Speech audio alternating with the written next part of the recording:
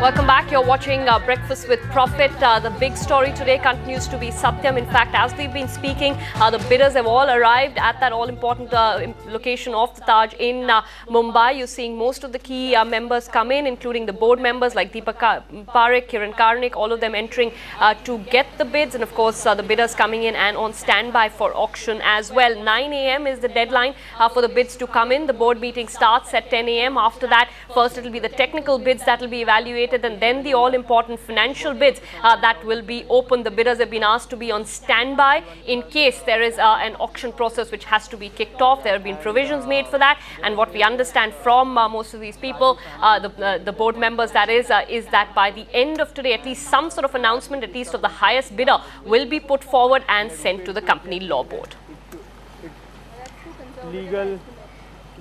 Meantime, as we look towards the last mile of this Satyam story, we also look back at what has been a truly unprecedented case in Indian corporate history. Devdatta Das reports on the role of the government, which acted in some ways quite fast, quite rapidly to try and contain the potential damage that Satyam could have done to Indian corporate sector's image.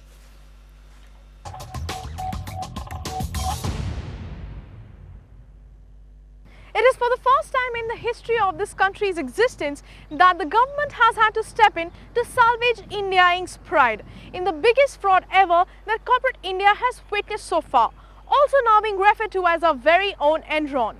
Also a corporate fraud of mammoth proportions that has not only shaken the very foundations of corporate culture in India. It also left the Prime Minister of the largest democracy in the world shocked. So while Manmohan expressed his resentment, it was left up to the much less known Ministry of Company Affairs headed by P.C. Gupta to do a quick cleansing act with clear priorities to wrap up things before the upcoming elections. The first step, disbanding the Satyam board within days of the disclosure of the fraud and reinstating a new one equally fast. Immediate priority of the board is to bring back the company on its footing. That is in the interest of all the stakeholders.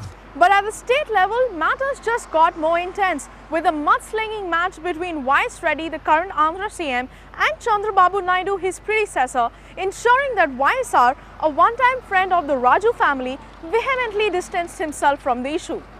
Them computers ku sambandhinchi, it's nothing concerned with us. In what way it is concerned with us?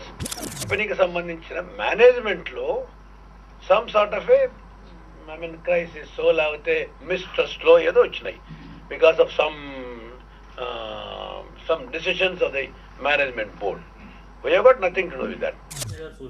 But these minor incidents apart, the establishment seems to have handled the crisis well by ensuring that the company is put on the block within 100 days of Raju's confession. I'd attribute it more to the system actually working for once, and everyone taking the right initiatives and putting their best foot forward and trying to salvage what they can. My sense is that the more this would have been lingered, the more employees would have been lost, or more people would have defected to other IT companies, more customers would have tried to get out of the company. It was also the fear that this case could blow up in the face of the Congress-led UPA government and become yet another point of discontent during elections, not only for its current allies, but also for the ones it was trying to get on board, especially when it already has its plate full of controversial issues like terrorism and the economic downturn. Right, Devdatta Das there reporting on the government's role. Let's bring in another voice, a well-known voice on the issue. We've got J.R. Verma, former SEBI member, joining us on the phone line this morning from Ahmedabad. Mr. Verma, very good morning to you. Thanks so much indeed for speaking to us on NDTV Profit. I sort of first want to ask you about the way things have panned out with the bidding process going to be completed today. Do you think this entire bidding process has been as transparent and above board as possible? There have been some concerns that have been raised by certain parties. In your opinion, is this the best way that you could have gone forward on the Satyam fiasco? No, I think they have tried to be transparent and open and all that. However, the structure of this selling process, selling only a 51% stake and not selling the whole company, that creates problems of its own, because, for example, that is the thing which needs an evaluation of a technical bid. If you were selling 100% of the company, you wouldn't even be talking about a technical bid at all. The highest bidder takes the whole company, and the old shareholders are completely gone. It is because the old shareholders remain that you have to worry about the credentials of the incoming buyer. So by creating this, retaining a minority stake for the old shareholders, you have set up a process which is inherently open to question. However well you drive that process, however open, however transparent you may be, and with former Chief Justice of the Supreme Court and so on, you have a certain assurance of transparency and openness. However, the process remains open to question because of that initial design feature. So I think questionability is built into the design.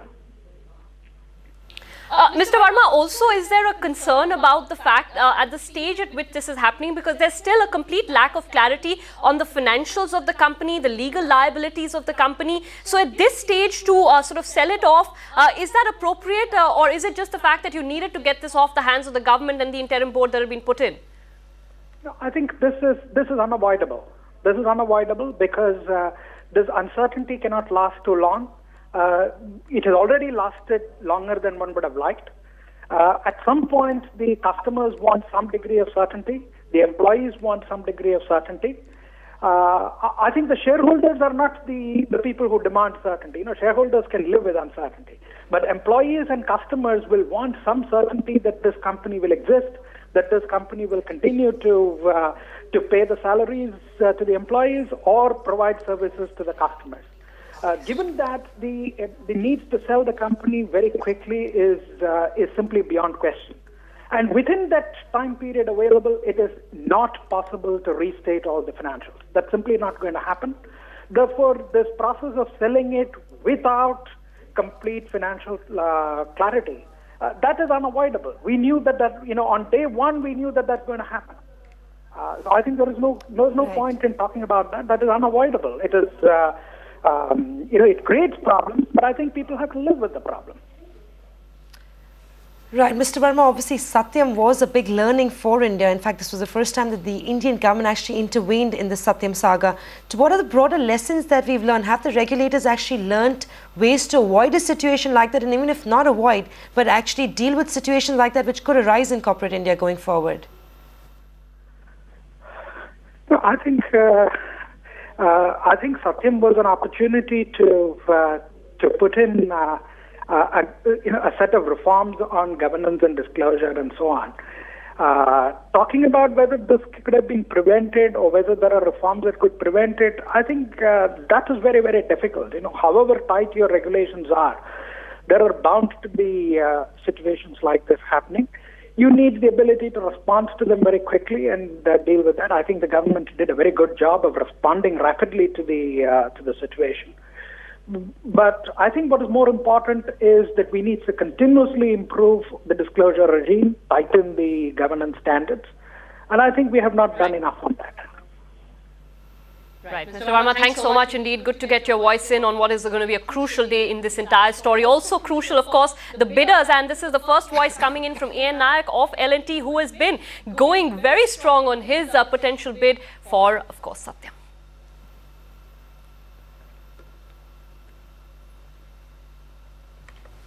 Right, we'll try and get you that in a bit. Just to tell you what he had to say, he said, I have no comment. Of course, he did also have his fingers crossed in some ways that he does become the successful bidder. That's all the time we have on Breakfast with Profit. Keep it here on NDTV Profit. It's an important day right here. Of course, we've got lots lined up. It's not just Satyam, but even broader markets that we'll be watching out for as markets to gear up for trade in this brand new week. Thanks for watching. Countdown and opening moves is coming up next.